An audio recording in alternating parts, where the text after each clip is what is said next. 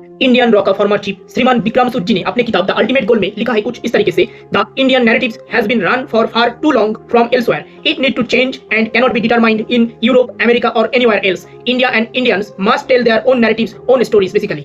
इसका मतलब बहुत पहले से ही भारत का नैरेटिव कहीं बाहर बन के भारत में आ रहा है। भारत खुद अपने लिए अपना नैरेटिव और स्टोरी बना नहीं पा रहा है। यूरोप और अमेरिका क्यों डिटरमाइन करेगा भारत के बारे में? भारत को खुद डिटरमाइन करना पड़ेगा। जिस वजह से विक्रम सूद जी ने बताया है वही अमेरिका और यूरोप और कोई देश भारत का नैरेटिव ठीक नहीं करेगा। भारत और इंडियंस को यही ठीक करना पड़ेगा, हमारा अपना नैरेटिव बनाना पड़ेगा। इस वजह से मैं इस वीडियो बना रहा हूँ कि भारत में टिकटॉक को क्यों अलाउ करना चाहिए। मैं खुद एक फॉर्मर एनसीसी कैडेट हूँ और एक देशभक्त हूँ। मेरे लिए नेशन फर्स्ट ऑलवेज। इसके साथ मैं इंडियन आर्मड फोर्स को फुल्ली रिस्पेक्ट पे करता हूँ एवं इंडियन गवर्नमेंट जो भी डिसीजन लेगा देश के हित में उसको भी सपोर्ट करूंगा। लेकिन आपको एक दूसरा पहलू भी जानना पड़ेगा, क्यों भारत में टिकटॉक को अनबैन करना चाहिए, एवं आपको तब समझ आएगा मैं शुरू में श्री विक्रम सूद जी के कोट के साथ क्यों शुरू किया और इस बुक द अल्टीमेट गोल उसके साथ द न्यू अर्थशास्त्र इस बुक को क्यों शो किया। तो वीडियो में बने रहिए, चैनल को सब्सक्राइब कर दीजिए।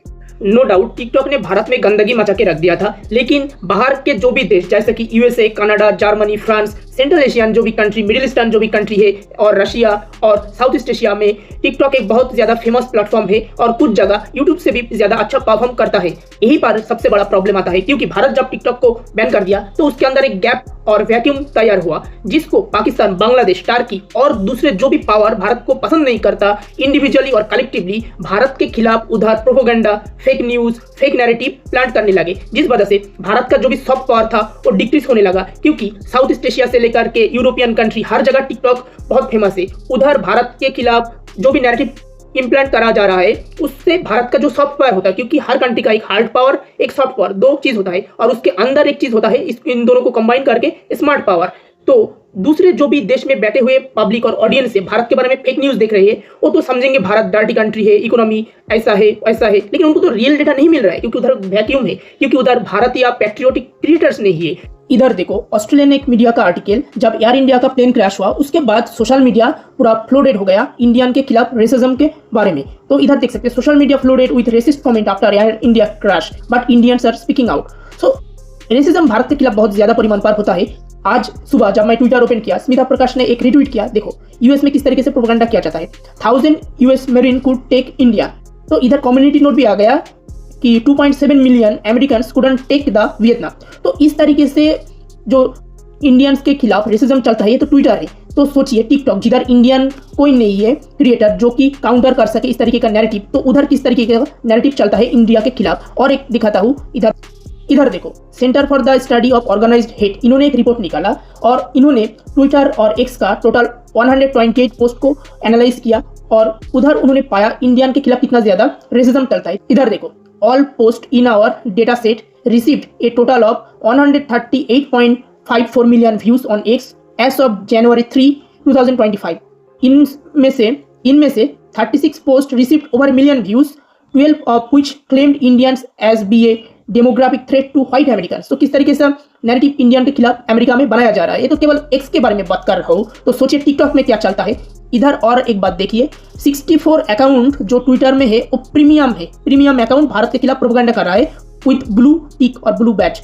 3 जनवरी 2025 तक 125 पोस्ट अभी तक एक्टिव है ट्विटर में जो इंडियन के खिलाफ रेसिज्म करता है।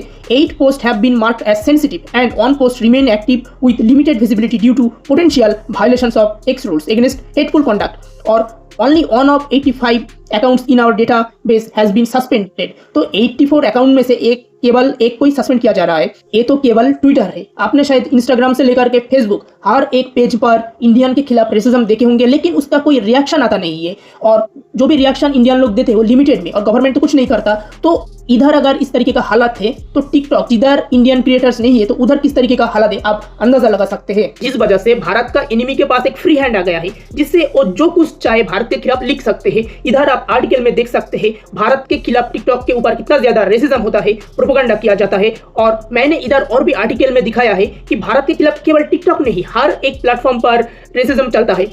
अगर मैं आपको मेरा पर्सनल एक्सपीरियंस बोलूं तो मेरे कुछ फॉरेन फ्रेंड्स हैं जिन्होंने मुझे बहुत से टिकटॉक के वीडियो डाउनलोड करके भेजे थे जिसमें दिखाया गया भारत का नेगेटिविटी कितना है।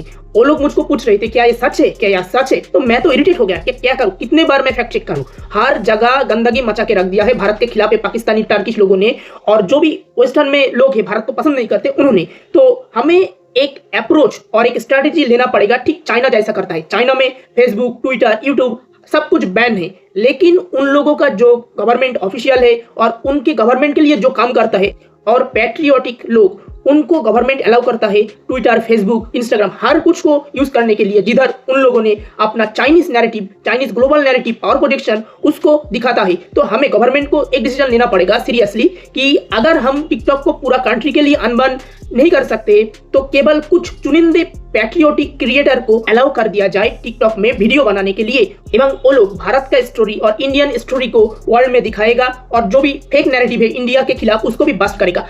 आपने शायद देखा होगा ऑपरेशन सिंदूर के वक्त पाकिस्तान ने कितना ज्यादा नैरेटिव बिल्डअप किया, कितना ज्यादा प्रोपेगेंडा फैलाया, लेकिन हम उसको काउंटर कर नहीं पाए, हमारे पास डेटा फैक्ट प्रूफ होने के बाद भी। लेकिन उन लोगों ने इसको मास्टर कर लिया किस तरीके से नैरेटिव प्लान करना है और फेक न्यूज फैलाना है, और टिकटॉक इसके लिए सबसे बड़ा एक चैनल है, क्योंकि वेस्टर्न मीडिया और वेस्टर्न पीपल को इन्फ्लुएंस करने के लिए टिकटॉक को पाकिस्तान यूज करता है, हम नहीं करते हैं। तो इससे एक सीख गवर्नमेंट को लेना चाहिए। इस वजह से गवर्नमेंट को एक सीरियस डिसीजन लेना पड़ेगा। अगर हमें सुपर पावर बनना है, हमें हमारा इमेज चमकाना पड़ेगा, क्योंकि आप अच्छे हैं लेकिन आपको कोई मानेगा नहीं जब तक आप दिखाते नहीं है आप अच्छे हैं। ये मॉडर्न एरा का नैरेटिव से पीपल साइकोलॉजी यही कहता है, आप बहुत अच्छा होंगे, बहुत बढ़िया होंगे अपने घर में, अगर बाहर किसी को ये पता नहीं है तो आपको तो कोई मानेगा नहीं।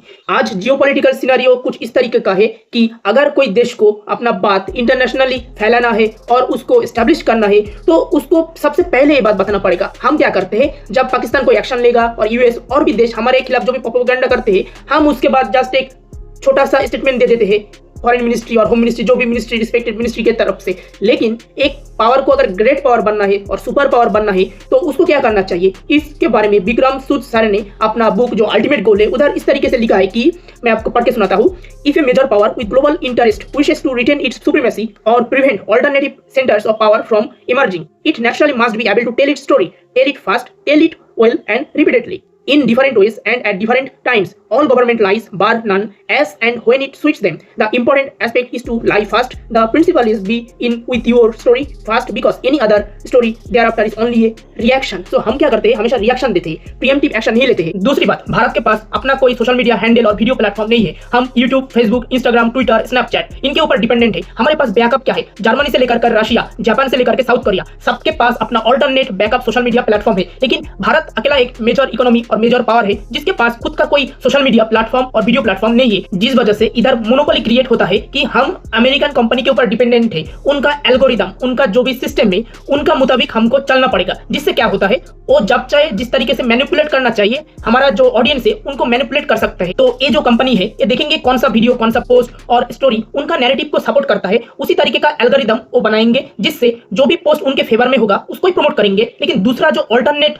स्टोरी बताता है उसको प्रमोट उतना नहीं करेंगे, जो एल्गोरिदम बायस्ड क्रिएट होगा, जिससे हमारा जो इंटरनल स्टोरी है, हमारा नैरेटिव है वो बाहर नहीं जाएंगे। हमेशा एक मैनिपुलेशन और कंट्रोल का खतरा रहेगा, क्योंकि ये धीरे धीरे करता है। फेसबुक के ऊपर एवं गूगल के ऊपर बहुत सारे ऐसा केस पहले प्रूवन हो चुका है कि वो कुछ विशेष तरीके का आइडियोलॉजी को सपोर्ट करता है, विशेष तरीके का कंट्री उनको सपोर्ट करता है। इस वजह से उनके ऊपर बहुत सी बार लॉसूट भी आ चुका है। इससे हमारा डेमोक्रेसी के लिए एक प्रॉब्लम हो सकता है, जिस वजह से हमें इसको स्ट्रांगली देखना पड़ेगा। इसलिए मोनोपोली एक अच्छा बात नहीं है, हमें एक बैकअप भी चाहिए, जिधर अगर कुछ परेशानी हुआ उधर हम शिफ्ट हो पाएंगे। अगर सोचिए फ्यूचर में यूएसए में ट्रंप से भी पागल कोई आ गया और ये सब कंपनी के ऊपर रिस्ट्रिक्शन डाल दे कि भारत में सर्विस नहीं देना और देना, लेकिन उनका मुताबिक वो कंट्रोल करेंगे, उनका एल्गोरिदम से लेकर के बायसनेस, तब हमारा क्या होगा। इसलिए हमें एक ऑल्टरनेट चाहिए।